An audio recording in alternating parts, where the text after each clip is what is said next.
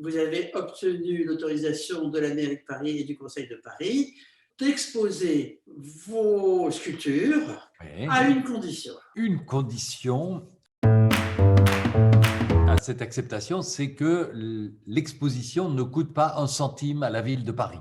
Passer à la sculpture, ça s'est fait il y a très très longtemps, puisque dans mes premiers travaux, dans mes premiers dessins, même dans mes premières peintures, dans les années 70, j'incluais des parties en 3D, je sculptais un personnage, j'ai toujours sculpté, j'ai toujours abordé la 3D, mais une fois que j'ai commencé à dessiner le chat, après 1983, je me suis mis à en faire d'abord un buste, et puis une sculpture, et puis une vraie sculpture importante pour l'exposition aux Beaux-Arts en 2003, c'était le chat en disco-ball. Puis chaque année, j'ai produit une sculpture en bronze, mais qui faisait 50 cm de haut.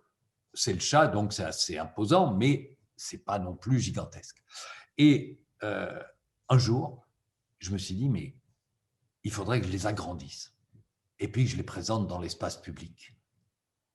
Comme Botero l'avait fait en 92 sur les Champs-Élysées. Et c'est comme ça que l'idée est née, en me disant, je vais proposer ça. Ma femme me dit, tu es un petit peu malade dans ta tête, mais si ça te fait plaisir, vas-y. Et d'autre part, j'avais en tête que je dois réunir des fonds pour subventionner le futur musée du chat et du dessin d'humour que je prépare à Bruxelles.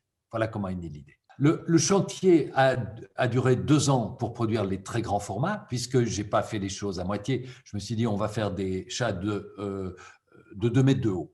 C'est comme ça. Et puis, on va les mettre sur des socles de 70 cm. Ça fait des objets de 2,70 m. Dans l'espace public, ça aura de la gueule. On a même fait un aller-retour à Paris avec des maquettes en polystyrène pour voir si c'était assez grand, pas trop grand, etc. et comment ça donnerait.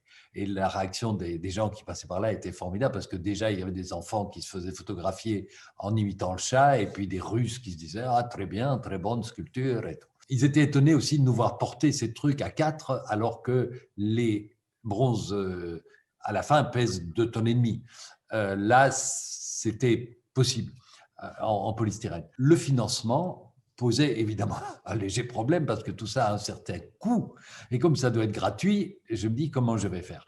Et donc, j'ai eu l'idée de mettre ces sculptures en vente auprès de collectionneurs. J'ai tapé un prix costaud pour impressionner le milieu des collectionneurs, parce que quand c'est cher, ils trouvent ça plus intéressant qu'autrement.